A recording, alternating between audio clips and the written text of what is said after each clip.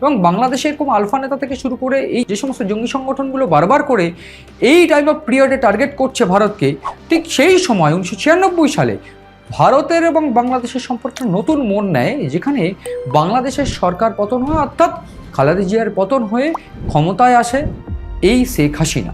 শেখ হাসিনার ক্ষমতাসীন করার পর ঠিক 3 মাসের মধ্যে চুক্তি স্বাক্ষর হয়, বেশ কয়েকটি গুরুত্বপূর্ণ চুক্তি। সেক্ষেত্রে ঐতিহাসিক গঙ্গা চুক্তি সেরে ফেলে।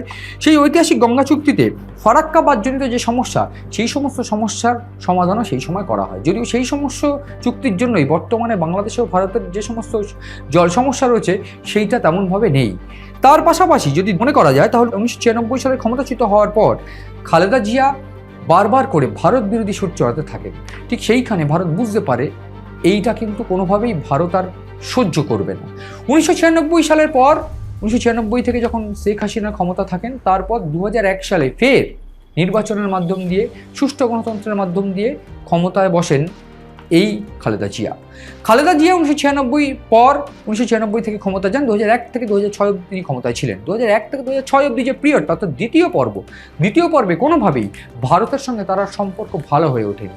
সেইখানে বলতে গেলে আমাকে একবার করে প্রত্যেকটা ক্ষেত্রেই বলতে হবে যে এই জোট সরকার, যেটা কিনা বাংলাদেশে তিনি যে ফার্স্ট হাফে 1991 থেকে 96 সালে ছিলেন, সেই সময় যে সমস্ত সমস্যাগুলো ছিল, সেক্ষেত্রে একটা অবিশ্বাস ছিল। শেখ হাসিনার ক্ষমতায়নের পর ভারত বাংলাদেশের সম্পর্ক যে জায়গায় পৌঁছয়, সেখানে ভারত বিরোধী সুর চড়াতে থাকেন বিএনপি। সেক্ষেত্রে একটা খালেদা জিয়া ও বিএনপির উপর একটা অবিশ্বাস জন্মায় ভারতের। ঠিক তারপর কংগ্রেস কিংবা অকংগ্রেসই যে দলই থাকুক, ভারতের সঙ্গে বিএনপির সম্পর্ক ঠিক হয়নি। এবং এই সেকেন্ড হাফে, অর্থাৎ 2001 থেকে 2006 মধ্যে যে সরকার গঠন হয় বাংলাদেশে, যে সরকার জামাত সহ 4টি মৌলবাদী দলকে সঙ্গে নিয়ে এই বিএনপি সরকার গঠন করে, জোট সরকার। সেই জোট সরকারের যে মন্ত্রী হন, তাদের মধ্যে জামাতের 4 জন মন্ত্রী ছিলেন, জামাতের 4 জন গুরুত্বপূর্ণ নেতাও ছিলেন। তাদের আমি একটু বলে দিতে চাইব। প্রাথমিকভাবে এই জামাতের যে নেতারা ছিলেন, তারা গুরুত্বপূর্ণ মন্ত্রিত্বও পেয়েছিলেন। এইখানে প্রশ্ন যে ভারতের সঙ্গে তাদের সম্পর্কটা তো সেই সময় খারাপ হওয়ার কথা ছিল না, কিন্তু তারপরে যে ঘটনা দুটো ঘটে, দুটো একেবারে পার্টিকুলার ঘটনা, যেটা বিশ্লেষকরা অন্তত এমনটা মনে করছে যে এই দুটো পার্টিকুলার ঘটনার জন্য ভারত বাংলাদেশ সম্পর্ক এবং বিএনপির সঙ্গে ভারতের সম্পর্ক আরও ঘেটে যায়। কি প্রাথমিকভাবে চট্টগ্রামে যে 10 ট্রাক অস্ত্র উদ্ধারের যে ঘটনা চট্টগ্রাম বন্দরের জেটি থেকে, এবং শেখ হাসিনার উপর গ্রেনেড হামলা, এই দুটো ঘটনাতেই মনে করা হয় যে এই যে চট্টগ্রামে যে 10 ট্রাক অস্ত্র উদ্ধার হয়েছে, সেই 10 ট্রাক অস্ত্র উদ্ধার সেই সময় শিল্পমন্ত্রীর দায়িত্বে ছিলেন জামাত নেতা মতিউর রহমান নিজামী। এই জামাত নেতা মতিউর রহমান নিজামী মনে করা হচ্ছিল, বারবার করে ভারতও অভিযোগ করছিল যে এই আলফা নেতাদের তারা ঘুরপথে সাহায্য করছে, যাতে ভারতের উপর ভারতের এই নর্থ ইস্টের উপর একটা প্রভাব ফেলা যায়, এবং এই অস্ত্র তাদের কাছেই যাচ্ছিল বলেই গোয়েন্দা সূত্রে খবর এসে পৌঁছয়।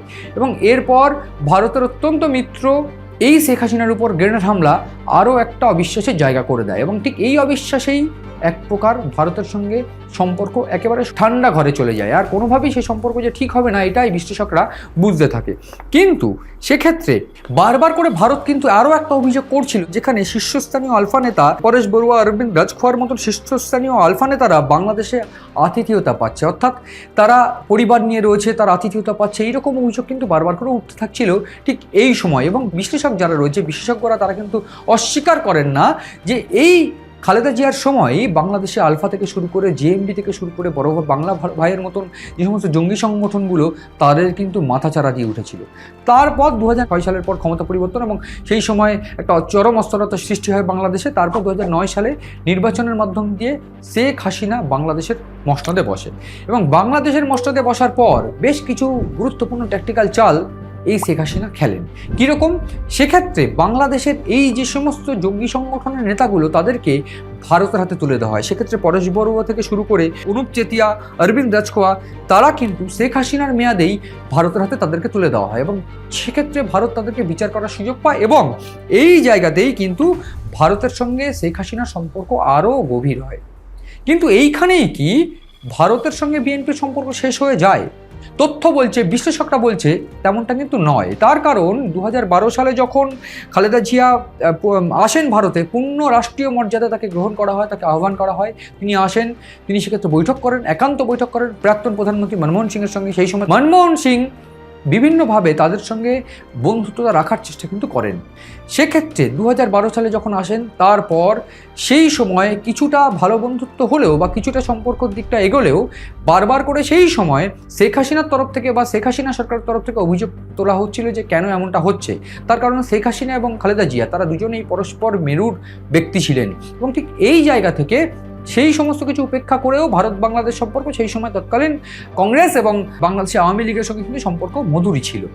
কিন্তু এই জায়গায় বিএনপিকে ডেকে এনে রাষ্ট্রীয় সম্মান এই সমস্ত কিছুর পর ভারতের বিরুদ্ধে বাংলাদেশ বা আওয়ামী লীগ সরকার প্রশ্ন তুললেও ভারত তেমন আমল দেননি, এবং তার পাশাপাশি বাংলাদেশও কিন্তু তারপরে তেমনভাবে আমল দেয়নি। কিন্তু এইখানেই কি সম্পর্ক ভালো হয়?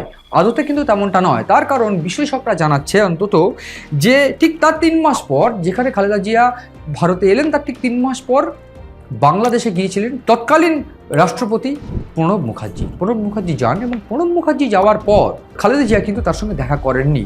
যদিও সেক্ষেত্রে বিভিন্ন ডামাদোল বা বিভিন্ন রকমভাবে হরতালের অভিযোগ দেখিয়ে বা হরতালের ইস্যু দেখিয়ে ওই সাক্ষাৎ তিনি বয়কট করেন বা সাক্ষাৎ তিনি আসেন না।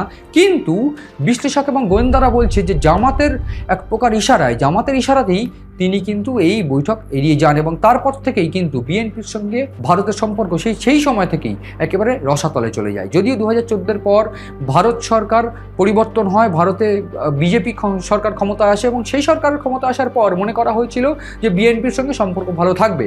কিন্তু এই একের পর এক নির্বাচনের বিভিন্ন ক্ষেত্রে অভিযোগ কোনোভাবেই কিন্তু ভারতের সঙ্গে বিএনপির আর সম্পর্ক ভালো করতে পারেনি। যদিও বলে রাখা প্রয়োজন যে বিভিন্ন ক্ষেত্রে বিএনপির বিভিন্ন নেতা ভারতে এসেছেন, বৈঠক করেছেন, বিভিন্ন ব্যক্তিত্বের সঙ্গে ভারতের বিভিন্ন কেন্দ্রীয় নেতাদের সঙ্গে বৈঠক করেছেন, যদিও তাতে কোনো লাভ তেমনভাবে হয়নি।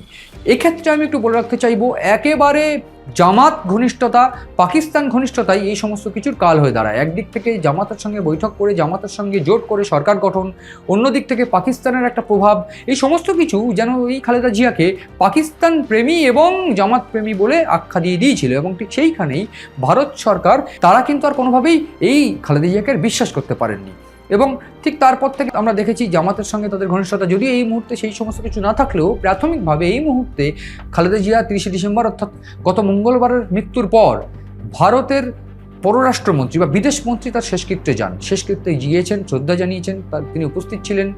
কিন্তু এসবের মধ্যে যে বিষয়টা অত্যন্ত গুরুত্বপূর্ণ, ভারত পরিষ্কার করে বুঝে গিয়েছে যে এই মুহূর্তে তাদের মিত্র অর্থাৎ শেখ হাসিনার প্রত্যাবর্তনের কোনো সুযোগ কিন্তু নেই, এবং ঠিক সেই জন্যেই কোথাও গিয়ে এটা তারা পরিষ্কার যে একমাত্র গণতান্ত্রিক দল হিসেবে বাংলাদেশে এই মুহূর্তে সুষ্ঠু নির্বাচন হলে বিএনপি ক্ষমতায় আসবে, এবং ঠিক সেই জন্যই আগে ভাগে ভারত এবং বিএনপির যে সম্পর্ক তারা কিন্তু মজবুত করতে চাইছেন। যদিও এক্ষেত্রে বলে রাখা প্রয়োজন যে বিশেষজ্ঞরা অন্তত মনে করছেন ঠিক সেই জায়গায় একদিকে যখন বাংলাদেশে অরাজকর পরিস্থিতি, একদিক থেকে বিভিন্নভাবে ভারত বিরোধিতার সুর, সেক্ষেত্রে হাদির যে সমস্ত ইনকিলাব মঞ্চ থেকে শুরু করে এনসিপি, জামাত, তারা একযোগে যে ভারত বিরোধিতার সুর তারা চড়িয়ে রেখেছেন, ঠিক সেই সময়ে এই তারেক রহমান অর্থাৎ খালেদা জিয়ার পুত্র, বড় পুত্র, তিনি এসে প্রাথমিকভাবে যে বার্তা গোটা বাংলাদেশের মানুষকে দিয়েছিলেন, সেখানে কোনোভাবেই তিনি ভারত বিরুদ্ধাচরণে কোনো শব্দ খরচ করেননি, এবং তিনি সম্প্রীতির বার্তা দিয়েছেন। ঠিক যেমনটা ভারত এবং বাংলাদেশ উভয়ই চায়, এবং ভারত এবং বাংলাদেশের সম্পর্ক যেমনটা দেখতে চায় ভারত, ঠিক তেমন একটা বার্তা কিন্তু ইতিমধ্যে তারেক রহমান দিয়েছেন। ফলে সব মিলিয়ে ভারত এই মুহূর্তে খালেদা জিয়া তিনি দেখে যেতে পেরেছেন যে 2024-এ 5ই আগস্টের পর বিএনপির সঙ্গে কিছুটা আড়ষ্টতা কেটে সম্পর্ক ভালো হলেও ভারতের সঙ্গে, সেক্ষেত্রে তারেক রহমান এই মুহূর্তে দাঁড়িয়ে কোন পদক্ষেপ গ্রহণ করে এবং তাতে যদি ভারতের সঙ্গে সম্পর্ক আরও ভালোর দিকে এগোয়, সেক্ষেত্রে এই মুহূর্তে দাঁড়িয়ে কোনো প্রত্যাবর্তনের চান্স না থাকা এই শেখ হাসিনার সঙ্গে ভারতের সম্পর্ক থাকলেও বিএনপির সঙ্গে ভারতের সম্পর্ক কেমন গড়ে উঠবে সেইটা কিন্তু অত্যন্ত গুরুত্বপূর্ণ একটা বিষয়।